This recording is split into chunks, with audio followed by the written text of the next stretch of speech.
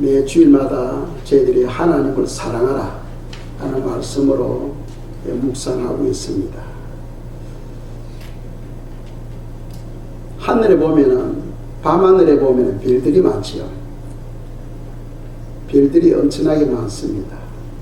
그런데 그 모든 별들이 아주 질서 있게 움직이고 있어요. 만일 별 하나가 그 질서에서 벗어나게 되면은 큰 혼란이 오게 됩니다. 우리가 이 자연계를 본다면 태양을 중심으로 여러 개의 별들이, 혹성들이 돌고 있어요. 만일 그 중에서 하나가 탈선하게 되면은 큰 혼란이 오는 것과 마찬가지입니다. 그것처럼 이 모든 만물이 사랑 안에서 운행하고 있다는 거예요. 사랑 안에서. 그것은 바로 질서를 말합니다. 기차가 레일 위를 달리고 있어요. 그 레일에서 벗어나게 되면 탈선이고 큰 혼란이 오죠.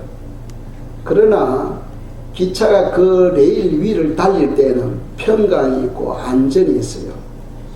그것처럼 하나님은 사랑이시고 우리로 하여금 하나님의 사랑 안에서 살아가도록 말씀하고 있는 겁니다.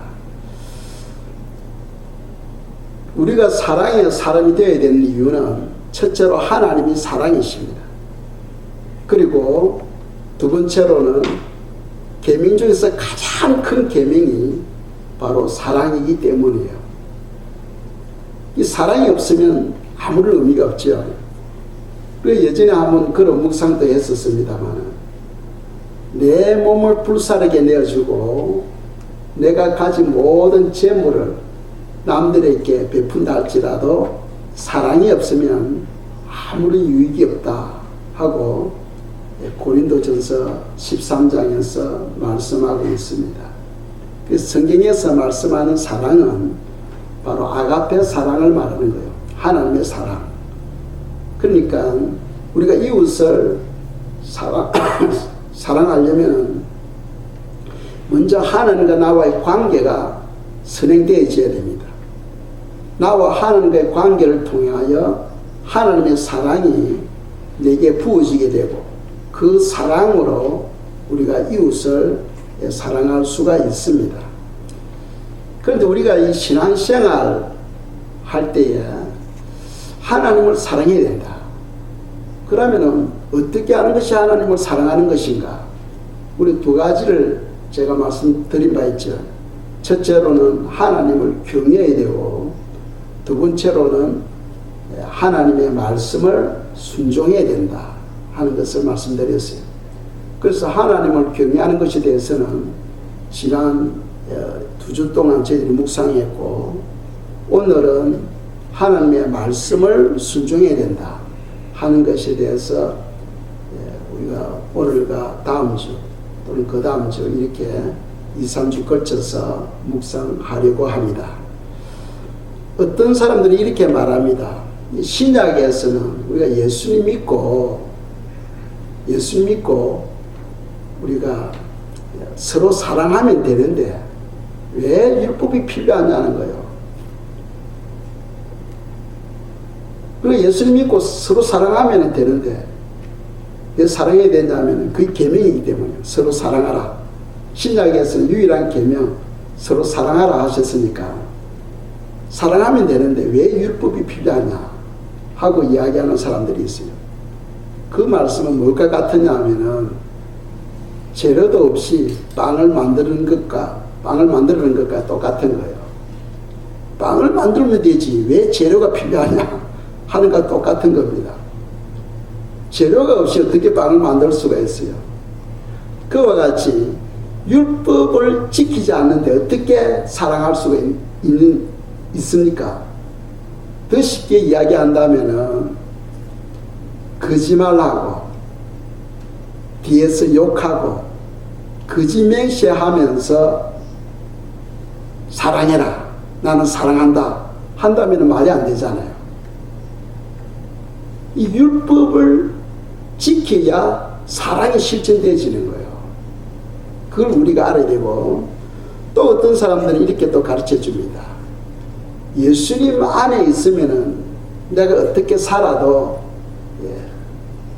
정죄받지 아니한다 하고 이야기를 합니다. 예수님 안에 있으면은 내가 어떻게 살아도 정죄함을 받지 않는다 하고 그렇게 이야기하는 사람들이 많아요. 나는 그런 사람들에게 묻고 싶어. 예수님 안에 있다는 것이 무슨 뜻이냐고 묻고 싶어요. 예수님 안에 있으면은 무슨 짓을 해도 정죄함을 받지 아니한다. 그렇다면 예수님 안에 있는 것이 무엇이냐? 이제 그 성경을 통해서 우리가 알 수 있어요. 성경 한 구절 보겠습니다. 요한일서 3장 24절입니다. 읽겠어요. 그의 계명을 지키는 자는 주 안에 거하고 주는 그의 안에 거하시나니 우리에게 주신 성령으로 말미암아 그가 우리 안에 거하시는 줄을 우리가 아느니라. 아멘. 우리가 주님 안에 거한다는 것은 그의 계명을 지키는 거다 하고 말씀하고 있어요. 하나님의 계명을 안 지키면서 나는 하나님 안에 거한다. 말이 안 되잖아요. 우리가 말씀을 바로 알고 있어야 되는 거죠. 그래서 호세아 4장 6절에 보면은 내 백성이 지식이 없으므로 망하는도다. 내 백성이 지식이 없으므로 망하는도다 하고 이야기하고 있어요. 지식이 우리를 구원하는 건 아닌데 지식이 있어야 우리가 올바른 신앙생활을 할 수가 있는 거예요. 이해가시죠? 그래서 예수님 안에 있다는 것은 바로 하나님의 사랑을 실천하는 것이고, 하나님의 사랑을 실천하는 것은 그분의 계명을 지키는 거다 하고 성경은 우리에게 말씀하고 있습니다.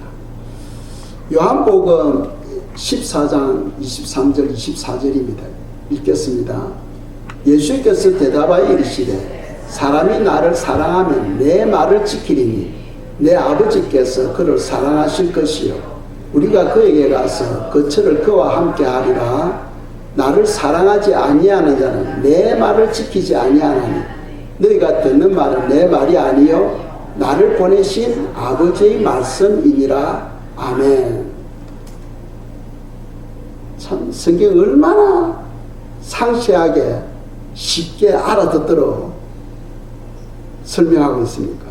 그래서 23절 보시면은 예수께서 대답하여 이르시되 사람이 나를 사랑하면 내 말을 지키리니 하고 말씀하고 있어요. 우리가 신앙생활을 하는 것은 하나님을 사랑하는 겁니다. 신앙생활을 하는 것은 바로 하나님을 사랑하는 거예요. 그런데 하나님을 사랑하노라 하면서 하나님의 말씀에서 떠난 신앙생활, 그것은 다른 불신앙과 똑같은 거예요. 우리가 알아야 됩니다. 이 땅에 많은 종교가 있잖아요. 헤아릴 수 없이 많은 종교가 있어요. 그런데 기독교 외에는 다른 종교에는 하나님의 말씀이 없잖아요. 우리가 알아야 될 것은 종교가 우리를 구원하는 것이 아니다 하는 것을 알아야 됩니다.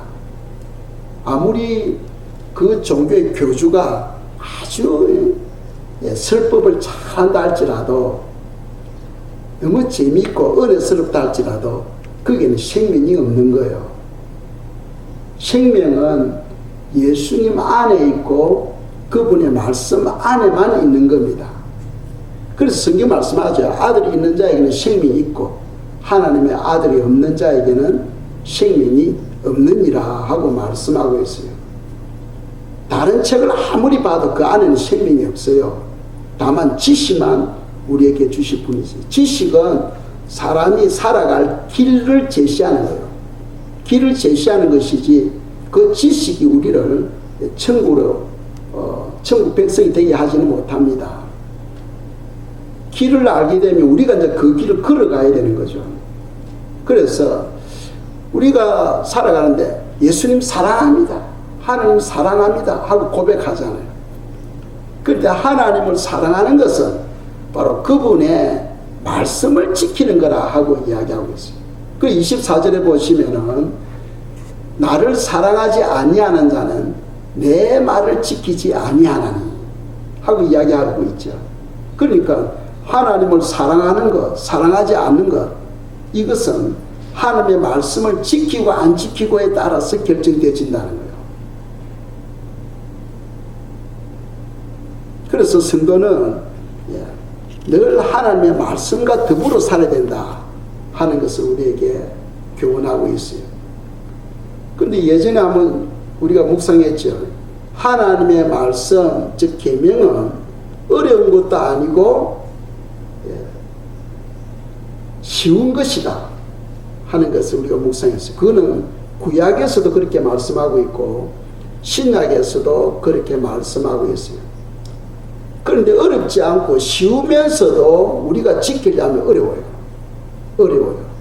그러니까 우리 힘으로는 하나님의 말씀을 지킬 수 없다 하는 것을 우리가 알아야 됩니다. 그러면 성경은 하나님을 사랑해라, 이웃을 사랑하라 하고 말씀하고 있어요. 그렇다면 우리가 어떻게 사랑할 수 있느냐? 그것은 내주하시는 성령님의 도우심으로만이 가능한 거예요.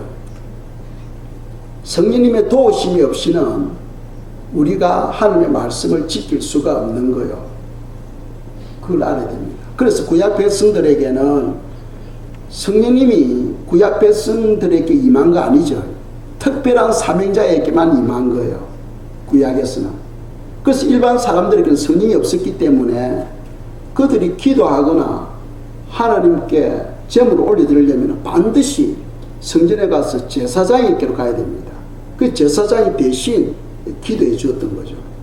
그러나 신약에 와서는 예수 그리스도 안에 있는 모든 사람에게 다 성령을 부어주신 거예요. 모든 사람에게 다 성령을 부어주셨다는 사실을 믿으시기 바랍니다.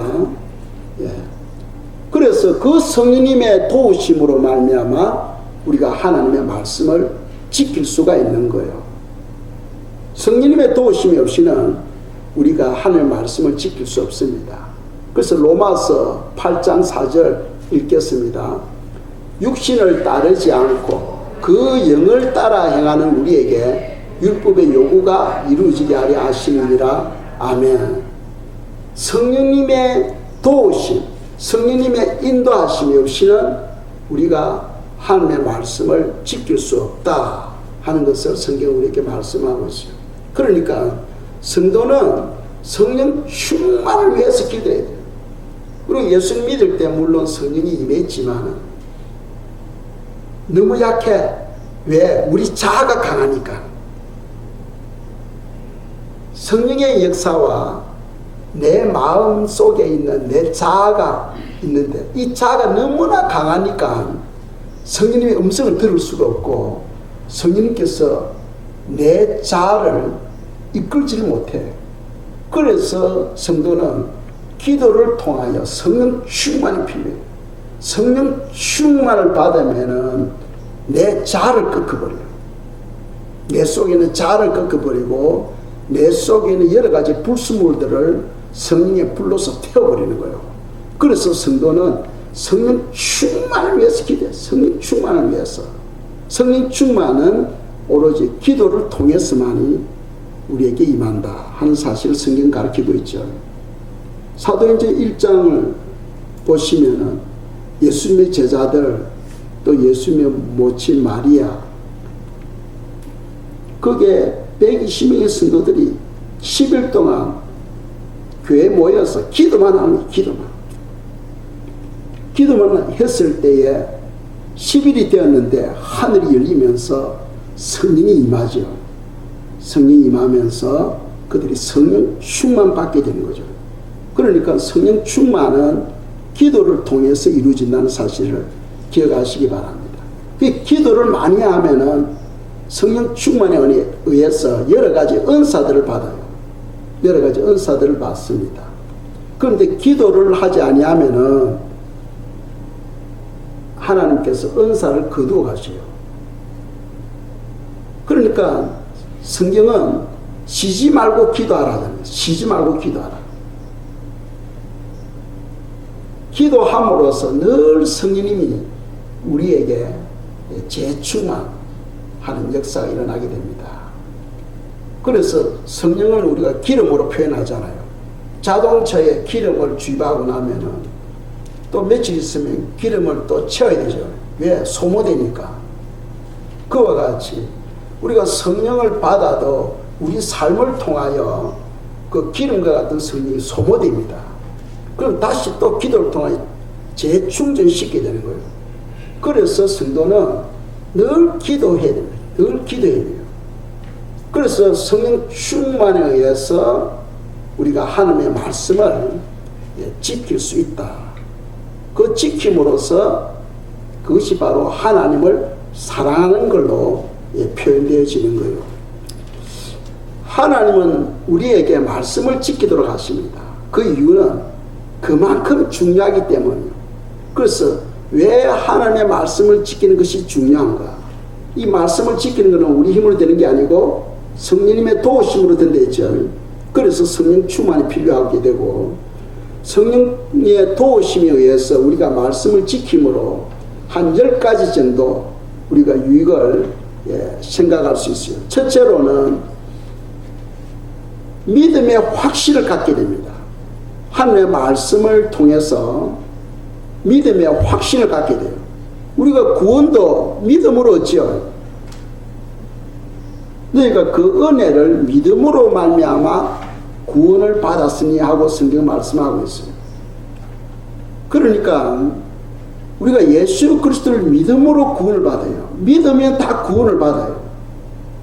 그러니까 사람들은 나는 예수님을 믿어. 그래 나 구원 받았어.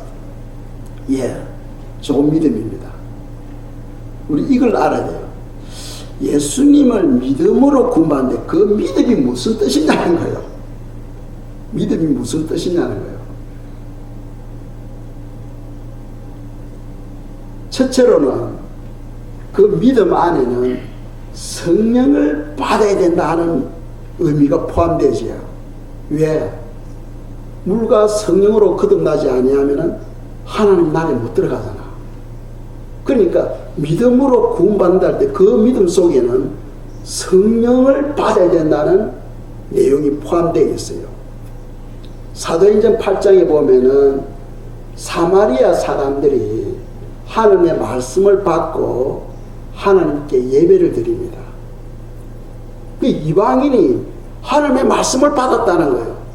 그래서 예루살렘에서 사도들이 의논합니다. 베드로와 요한을 파송합니다. 아니 사마리아 여인들, 사마리아 사람들은 이방인인데 그들이 하나님의 말씀을 받았다는 거예요. 그 진상을 한번 알아보라 하면서 베드로하고 요한을 보냅니다. 가서 보니까 그들이 하나님의 말씀을 믿는 거예요. 말씀을 믿고 예배를 드리는 거예요. 그런데 그들에게는 아직 성령이 임하지 못한 거예요.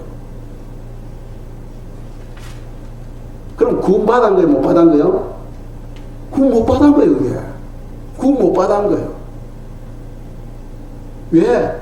물과 성령으로 거듭나지 아니하면은 하나님 나라에 못 들어간다고 성경 분명히 말씀하고 있기 때문이에요. 그런데 사마리아 사람들은 말씀을 받고 예배를 드리는데 아직 그들에게는 성령 못 받았다는 거예요.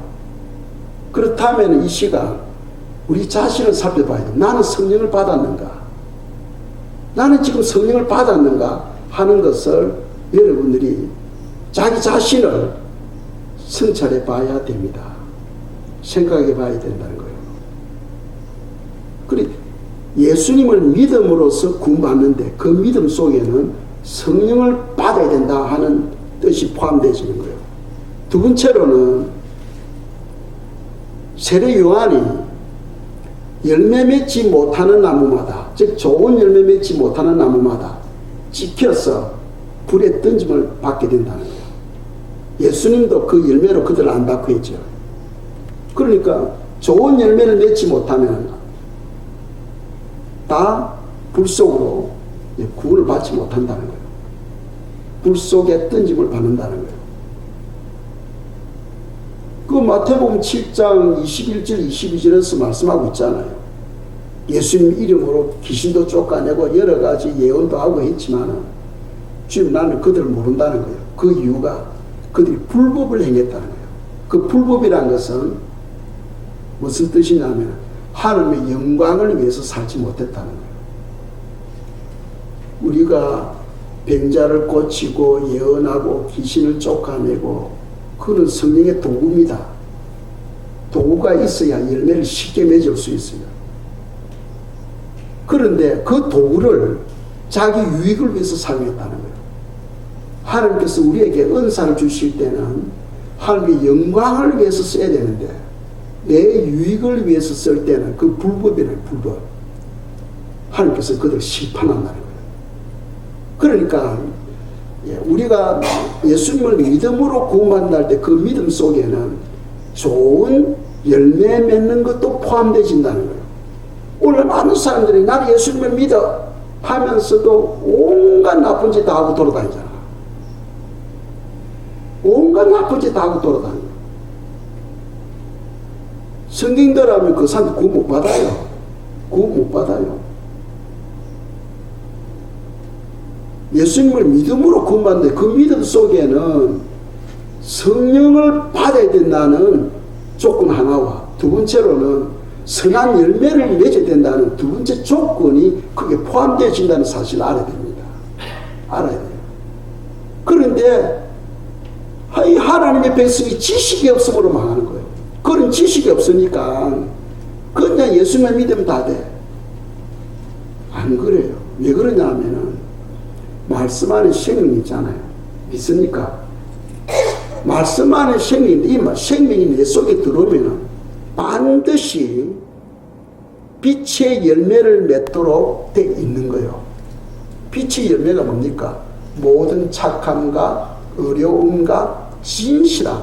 그래서 성도들은 예수님을 믿으면은 그 안에 생명이 들어오게 되고 그 생명으로 말미암아 진실한 삶을 살아가게 돼 있는 거예요.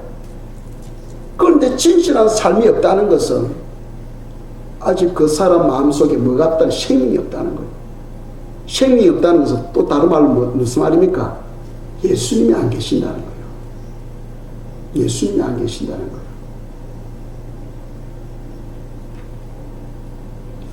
우리가 성경을 보면서 떨림으로 우리가 성경을 읽어야 돼요. 떨림으로. 그래서 사도 바울이 뭐라고 이야기합니까? 너의 구원을 떨림으로 이루라 하고 말씀하잖아요. 그런데 구원이 쉽게 이루어진 게 아니다는 거예요. 사도 바울이 너의 구원을 떨림으로 이루라. 우리가 무서워해야 됩니다. 무서워해야 돼요. 무서워해야 됩니다. 그냥 쉽게 뭐 너나 할 것 없이 그냥 아무나 얻어지는 게 아니라는 사실이에요. 그런 것을 우리가 생각하면서 주의 깊게 우리가 신앙생활을 해야 됩니다. 그래서 하나님의 말씀을 우리가 순종해야 될 것은 첫째로 믿음의 확신을 가지게 된다.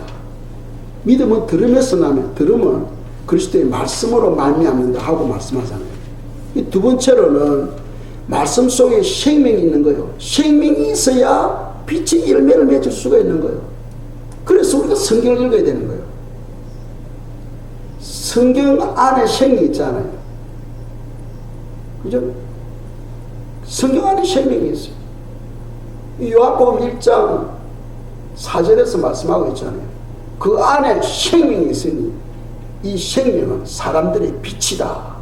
즉 빛의 열매를 맺게 된다 하고 이야기하는 거예요. 그 말씀 안에 생명이 있고 세 번째로는 우리가 말씀대로 살아갈 때에 주님은 너는 내 제자다 하고 인정을 받게 된다는 거예요. 주님은 누구를 제자로 삼느냐? 말씀대로 살아가는 성도들을 주님의 제자로 인정하신다는 겁니다.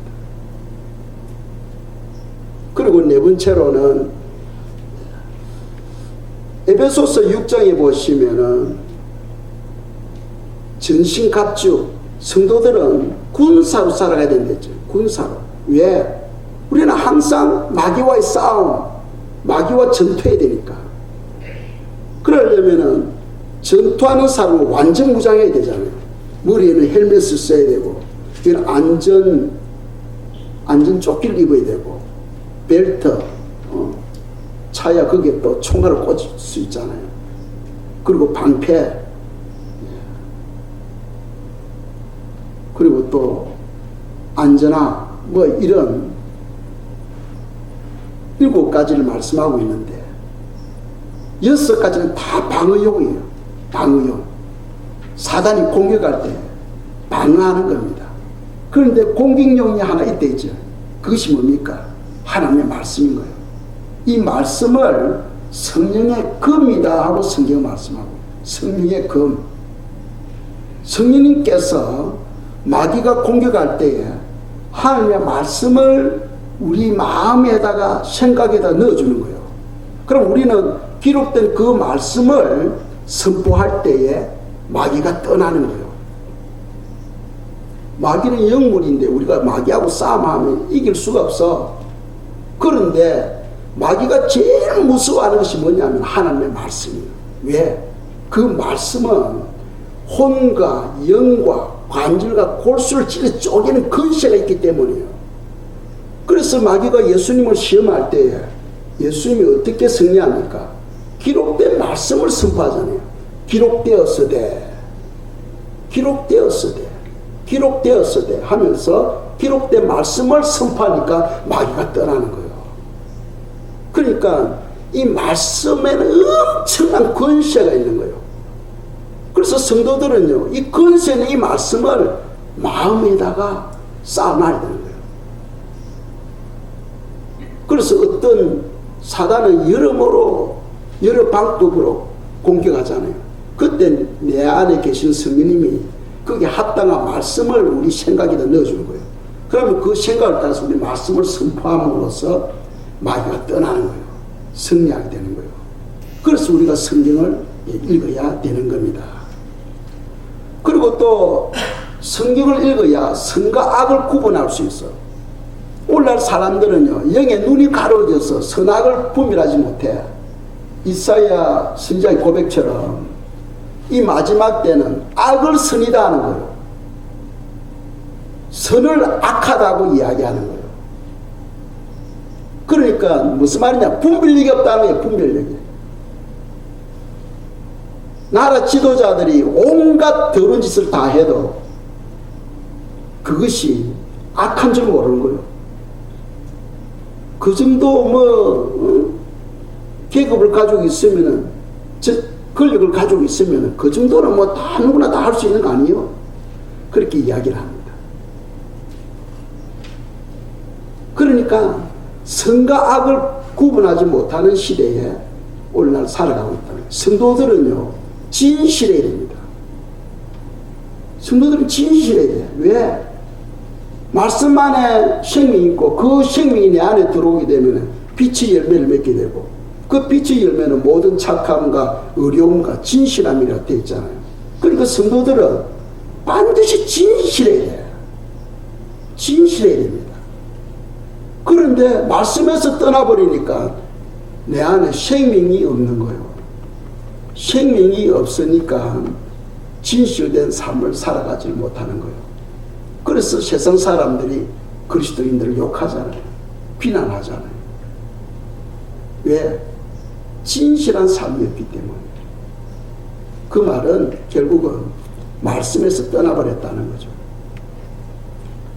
6번째 교훈은 하나님의 말씀 우리를 온전한 사람으로 만들어갑니다. 온전한 사람으로. 하나님께서 창조하실 때 6일체에 짐승을 만드시고 사람을 만드셨어요. 같은 날입니다. 그 짐승에게는 영이 없다 했죠. 사람에게는 영이 있어요. 그런데 하나님이 없는 사람은 그 영이 죽어 있는 거예요. 그럼 짐승과 같다는 거예요. 짐승과 같다는 거예요. 그런데 하나님의 영이 내 속에 들어오게 되면 우리 죽었던 영이 산 영으로 변화되게 됩니다.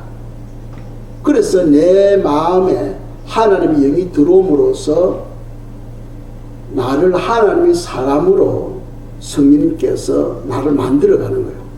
그럼으로써 우리를 온전한 사람으로 만들어갑니다. 무엇이? 하나님의 말씀이.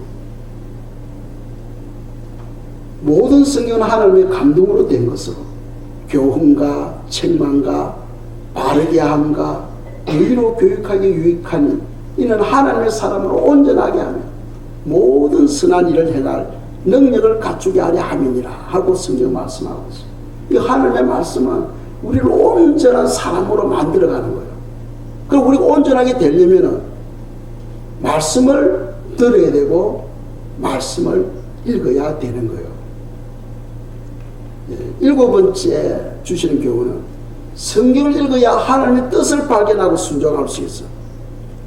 하나님의 뜻대로 하지 않은 모든 것이 다 죄다고 성경 말씀하고 있어요. 하나님의 뜻대로 살지 않은 모든 것은 다 죄다는 거예요. 그러니까 우리가 죄를 짓지 않고 살아가려면 하나님의 뜻대로 살아야 돼. 그럼 하나님의 뜻이 무엇이냐? 성경이 다 기록하고 있어요. 그래서 성경대로 사는 것이 바로 하나님의 뜻이에요. 그래서 성경을 읽어야 되는 거예요. 아홉 번째는 성경을 읽음으로써 우리가 형통한 자가 된다. 여덟 번째니까 형통한 자가 된다. 요수아 1장 8절에서 그죠? 이 율법책을 내 입에서 떠나지 말게 하며 주야로 그것을 묵상하여 그 가운데 기록된 대로 다 지키 행하라. 그리하면 너희들이 평탄하게 되면 너가 형통하리라. 우리가 평탄하고 우리의 삶이 평탄하고 형통하는 그 삶이 말씀을 통해 이루어진다는 거예요. 말씀. 왜? 말씀 안에 뭐가 있기 때문에? 생명이 있기 때문에. 말씀 안에 생명이 있기 때문에. 그래서 이 말씀이 영혼의 양식이에요.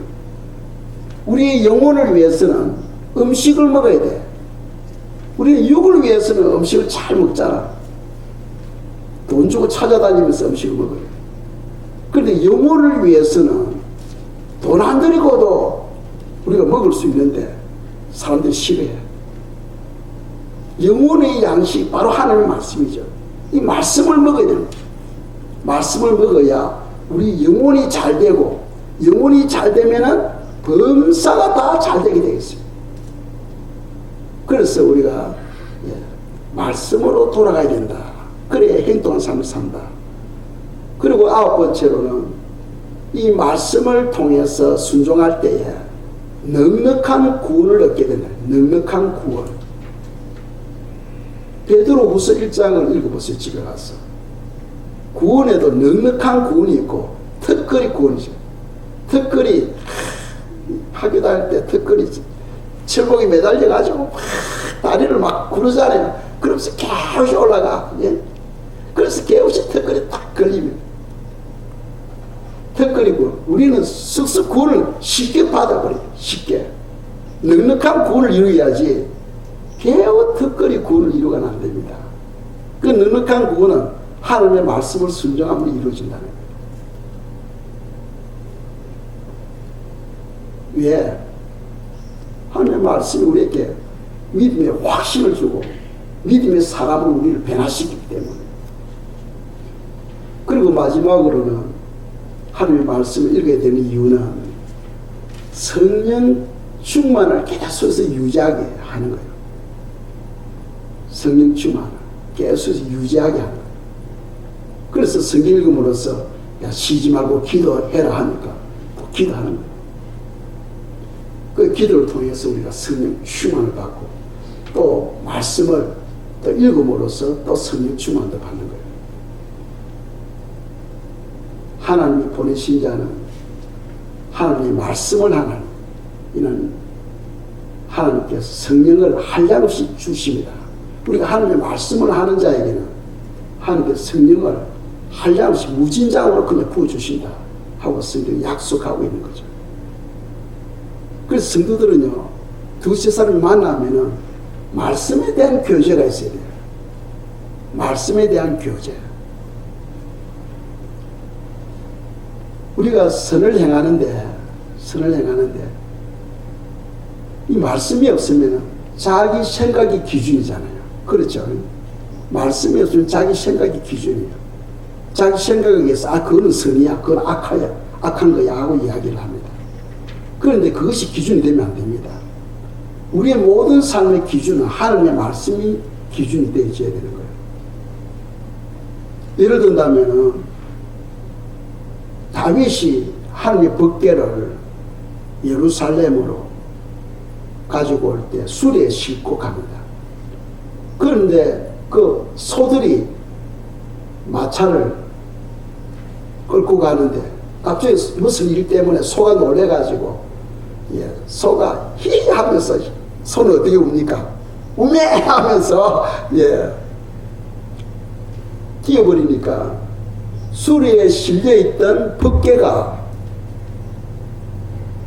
땅으로만 넘어지려고 하는. 그때 그 옆에 있는 우사가 놀래가지고 그 법궤를 딱 잡아버립니다. 안 넘어지도록. 우사가 착한 일을 했어요? 악한 일을 했어요?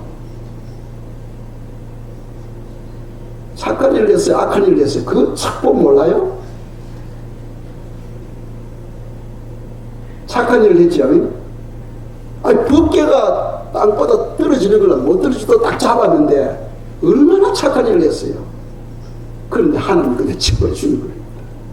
하나님 그냥 쳐버립니다. 왜?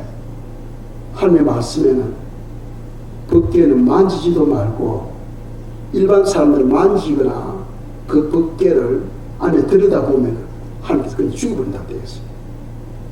제사장 외에는 절대로 그 손을 대면 안 돼. 그러니까 우리 생각으로는 얼마나 선한 일을 했어. 그런데 하나님이 시각으로 볼 때 그건 아주 악한 거예요. 아주 악한 거예요. 그러니까 그런 분별력이 말씀을 통해서 이루어지는 거예요. 말씀을 통해서. 우리는 오늘날 살아가는데 내 생각이 선하면 그건 선한 거고 내 생각이 악하면 그건 악한 거예요. 그런데 그건 잘못된 거예요. 하나님의 말씀이 기준이 되어야 돼요. 말씀. 그래서 우리가 올바른 분별력을 가지려면 반드시 하나님의 말씀을 읽거나 들어야 된다 하는 것을 생각하시면 되겠습니다. 제가 말씀을 짧게 하려고 아주 짧게 준비를 했는데 또 서론이 길었습니다. 마지막으로 우리가 사랑을 실천해야 되는데 서로 사랑하라 하는 것이 신약에서 유일한 계명이죠. 서로 사랑하라. 그럼 서로 사랑을 어떻게 서로 사랑해야 되느냐? 이것을 다음 주, 그 다음 주 계속 제가 저희들이 묵상하겠는데 오늘 한 가지만 묵상하겠습니다. 서로 사랑하는 것 첫째로는 이웃을 용서하는 거예요. 용서하는 거. 그것이 바로 서로 사랑하는 거예요. 용서하는 게 쉬워요? 어려워요? 엄청나게 어려워요. 엄청나게 어려워요. 제 생에도 미운 사람이 한 사람 있었어. 미운 사람이 엄청 한 사람 있었어. 그런데 성경 읽다가 용서해서 용서 주님 그럼 용서해 주세요. 용서해 주세요. 축복해 주세요. 축복해 주세요. 하고 아주 해결되었어. 2년이 지났는데 어느 날 기도하는데 성령님께서 이렇게 말씀하는 거예요. 내가 그를 사랑하니 너도 그를 사랑해라. 하나님 우리 마음의 중심을 보고 있잖아. 입으로는 용서했는데 마음으로 용서 못하고 있다는 거예요. 놀래버렸어요. 저는 놀래버렸어요. 사람들은 입으로는 얼마든지 남을 원수를 용서할 수 있어. 그런데 진정 마음으로 용서하기를 원하셔. 마음으로. 하나님 그걸 지적하시더라니까. 아니 2년이 지났는데 주님께서 기도 중에 내가 그를 사랑하니 너도 그를 사랑해라. 왜? 예수 안에서 우리가 다 하나님 자녀잖아. 자녀들 중에는 믿음이 좋은 사람도 있고 믿음이 약한 사람도 있어요. 근데 약하건 믿음이 좋건 하나님 입장에서 보면 다 사랑스러운 하나님 자녀예요. 그러나 이제 문제는 형제끼리 서로 다투는 거예요. 형제끼리. 성도들끼리 서로 미워하고 뒤에서 욕하고 비난하고 하는 거예요. 그런데 하나님은 서로 사랑하라. 이 말씀이 가장 첫 번째가 용서죠. 용서. 용서줘라. 예수님도 자기를 가시 멜루간 씌우고 채찍질하고 손발에 못을 박은 그런 영혼들을 위해서 주님께서 돌아가시기 어떻게 합니까? 아버지요. 저희들이 죄를 용서하여 주시옵소서 하고 주님께서 운명하십니다. 저희들이 죄를 용서해 주시옵소서. 그 우리가 생각할 때 예수님이니까 그렇게 할 수 있지. 그러면 스테반 집사님입니다. 집사님. 어느 교회 가니까 자기 교회는 집사가 없대. 왜 집사가 없습니까? 하니까 스테반 집사님이 기준이래. 스테반 집사님 같은 그런 집사님이 없다는 거예요. 그래서 집사 직분 안 시험하더라. 스테반이 하나님의 복음을 전하는데 사람들이 돌을 던져 죽이죠. 돌을 던져 죽입니다. 그러면 머리 돌이 맞아 피가 팍 터지고 몸에서 막. 그래서 무릎을 꿇고 아버지 기도합니다. 아버지여, 이 죄를 저들에게 돌리지 마옵소서 하고 죽는 거야. 이 죄를 저들에게 돌리지 마옵소서. 그거 보면 스테반 지사님의 그 성품이 예수님의 그 장성한 분량에까지 자라간 거예요. 그 최고의 그 수준까지 자라간 거예요. 그 최고의 수준까지 자라는 게 뭡니까? 남을 용서하는 거예요. 남을 용서하는 거예요. 마태복음 18장에 보면은 나오는데 10,000달란트 빚진 자가 있고 100데나리온 빚진 자 이야기를 하잖아요. 그래서 10,000달란트 빚진 자는 주인으로부터 다 탕감을 받았어. 그런데 자기에게 100데나리온 빚진 자 몇 살을 잡고 빨리 갚아라는 거예요. 안 갚으니까 감옥에 이어버립니다. 그 주인이 알고는 10,000달란트 빚진 자를 불러가지고 갚을래 안 갚을래? 지금 없으면 용서해달라니까. 너는 100데나리온을 너에게 빚진 자를 갖다가 감옥에 가뒀는데 너도 감옥에 들어가라면서 잡아내버립니다. 이게 무슨 말이냐면 주님이 우리의 과거의 모든 죄를 용서해 주셨어. 과거의 모든 죄를 우리 죄를 용서해 주셨어. 그런데 남이 나에게 지은 죄를 내가 용서 못해. 그런 경우는 주님도 나도 너를 용서하지 못하겠다는 거예요. 과거에 용서한 걸 다시 되물림해가지고 갚아야 된다는 거예요. 그것이 바로 성경의 가르침입니다. 그러니까 무슨 말이냐 하면 내가 남을 용서하는 것은 나를 위해서, 나를 위해서. 원수를 용서하는 것은 왜 원수를 용서하랍니까? 너를 위해서, 너를. 그래서 주기도문에 보면은 주기도문 마태복음 6장 12절에 나오지 않습니까? 우리가 우리 죄를 용서한 것 같이 우리 죄를 용서해 주옵시고 하잖아요. 내가 남을 용서한 것 같이 주님도 내 죄를 용서해 주옵소서 하고 이야기하잖아요. 내가 남의 죄를 용서하지 못하면 주님도 내 죄를 용서 안 하겠다는 거예요. 그리고 결국은 남을 용서하는 것은 누구를 위해서? 나를 위해서, 나를 위해서. 그래서 하나님을 사랑하는 것은 이웃의 죄를 용서해 주는 거예요. 여러분들, 우리 예수 안에서 우리가 이제 묶인 자에게 자유를 줘야 되잖아요. 더 이상 여러분 마음에 묶고 있지 마세요. 여러분 마음에 묶인 자가 있습니까? 원수가 있습니까? 놓아주세요. 이제 해방시켜주세요. 제발 좀 해방시켜주세요. 이제 더 이상 여러분이 생각하는 원수를 여러분 마음에 품고 살지 마세요.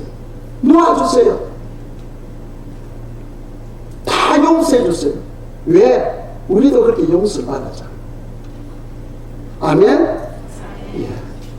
그것이 바로 이웃을 사랑하고 하나님을 사랑하는 거예요. 다음 주 계속해서 저희들이 말씀을 묵상하도록 하겠습니다. 이 시간 기도드리겠습니다. 주님, 성령으로서 저희들 붙잡아 주시고 더욱더 하나님을 사랑하는 삶을 살아갈 수 있도록 우리 마음과 생각을 지켜달라고 기도드리겠습니다.